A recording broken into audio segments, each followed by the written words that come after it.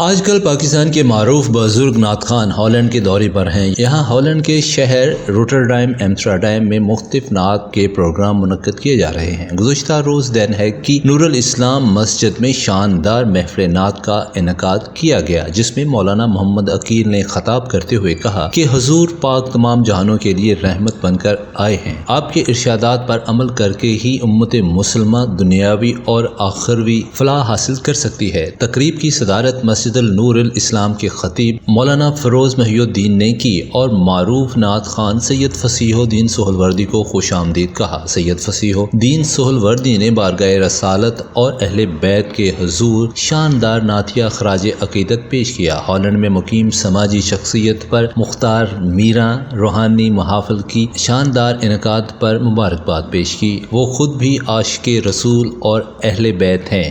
ان تمام کاموں میں انہوں نے بڑھ چڑھ کر حصہ لیتے ہوئے ہالینڈ میں مذہبی پروگراموں کے انعقاد اور نشر و نشات کے حوالے سے ان کی خدمات قابل تحسین ہیں۔ الکرام مسجد ایمسٹرڈیم میں بھی روحانی محفل کا اہتمام کیا گیا، جس میں بزرگ نعت خوان سید فصیح الدین سہروردی نے نعتیہ کلام پیش کیا۔ کیمرہ مین کاشف انصاری کے ساتھ راجہ فاروق، INA نیوز، دین ہیگ، ہالینڈ۔